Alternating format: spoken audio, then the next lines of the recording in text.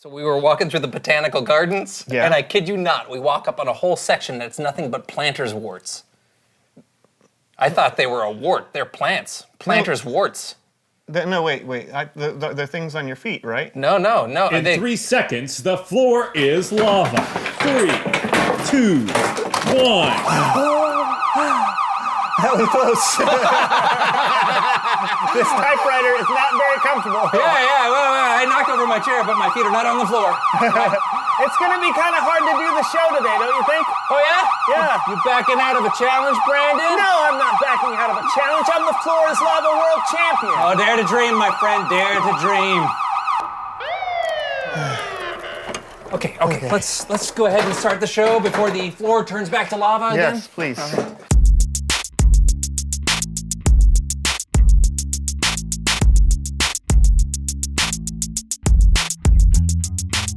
Welcome to the So-and-So Show. I'm Brandon. And I'm John. Today we're filming our show in the middle of an extreme The Floor is Lava game, and so far we've both avoided being on the lava and thus dying and losing the game. And we're not allowed to use the same thing twice, so it's getting really intense in here. Yep, that's right. And frankly, we're running out of places to leap to when the floor turns into lava, so we're coming into the home stretch, I think. True. So, maybe we should just go ahead and introduce our new guest. Oh, that's a great idea. He can help us develop our Floor is Lava skills. Ladies and gentlemen, someone who knows stuff.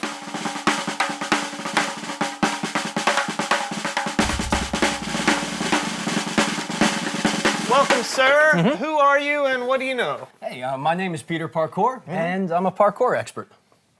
Wait, your name is Peter Parkour? Yes. For real? Yeah, ever since I was born. John, what's the problem? Why are you making a parkour expert, Mr. Peter Parkour, feel uncomfortable to be on our show? His name is Peter Parkour. Peter Parkour! Yes, and your name is John and my name is Brandon. Yeah, that doesn't sound familiar to you. No, should it? Peter Parkour? Never mind. It just sounds eerily similar to somebody I know. You know, somebody who got bit by a radioactive spider.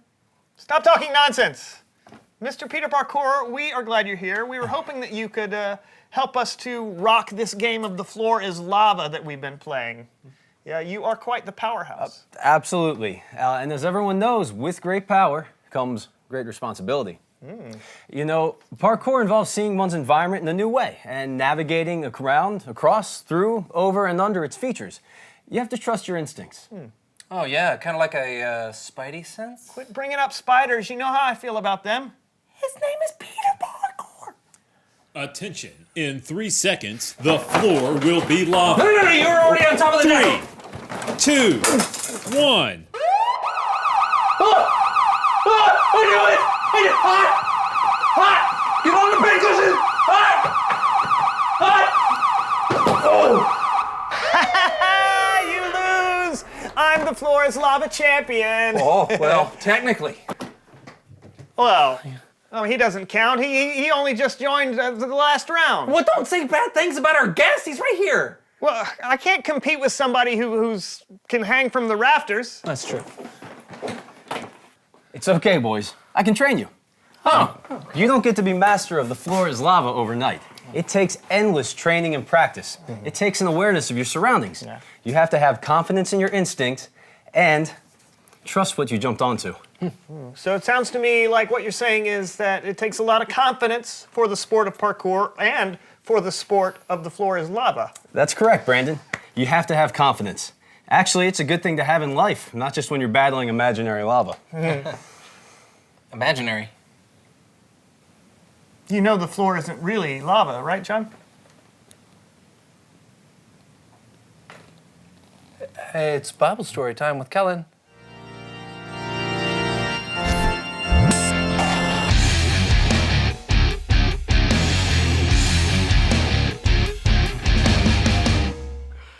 Hey, Kellen, what story do you have for us today? Hey fellas, today's story is about a few guys named Shadrach, Meshach, and Abednigo who had to really trust God even in the midst of a burning furnace. This is a good story. I think you'll like it, Mr. Peter Parkour. Mr. Peter Parkour, where do you think he went? Probably to meet up with the Avengers. What are you talking about? Nothing. Go ahead, Kellen. I thought that today, since our story involves fire, we would use s'mores to tell the story. That sounds delicious. Here's the deal. This story is from Daniel chapter 3. This is a time in the Old Testament when the Jews had been taken into captivity by Nebuchadnezzar, king of Babylon. So I'm kind of a meanie, so what? Shadrach, Meshach, and Abednego were Jews who had been given important leadership roles in Babylon. During this time, the king had made a giant gold statue. Whenever they heard the music play, the people were supposed to bow down to this statue and honor the king like he was a god. Bow before our glorious statue. It looks like just about everyone is bowing, but Shadrach, Meshach, and Abednego are still standing up. I'm guessing the king was not amused by this. No, he wasn't. In fact, the order had gone out that if you did not bow down to the giant statue, then you would be thrown into the fiery furnace as punishment. When the king found out about Shadrach, Meshach, and Abednego, he was really angry. He summoned them immediately. Is it true that you will not bow down and worship the great statue? If you will not, you will be tossed into the blazing furnace. King Nebuchadnezzar, we do not need to defend ourselves before you in this matter. If we are thrown into the blazing furnace, the God we serve is able to deliver us from it, and he will deliver us from your majesty's hand. But even if he does not, we want you to know, your majesty, that we will not serve your gods or worship the image of gold you have set up. I am furious. He doesn't sound that furious. I said I am furious. Better, but still not that menacing. I picture an evil king with that long of a name sounding a bit more intimidating. I am furious.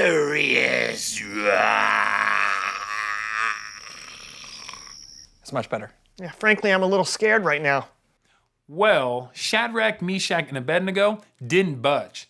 They weren't going to bow down to anyone or anything but God. They knew they might die. If God didn't choose to deliver them from the fire, this would be it for them. But they trusted that God was always with them no matter what happened. They were willing to trust him with their lives. King Nebuchadnezzar was so angry that he ordered the furnace to be 7 times hotter than usual. He had Shadrach, Meshach, and Abednego tied up and thrown into the furnace. Throw them into the fire. The fire was so hot that the guards who had tossed them in were killed by the flames.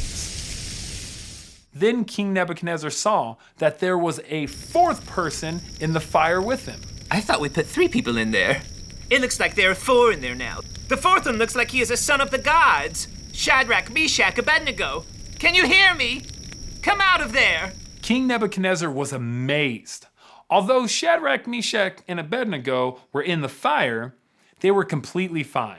Nothing was burned, not even their clothes. Praise be to the God of Shadrach, Meshach, and Abednego, who has sent his angel and rescued his servants.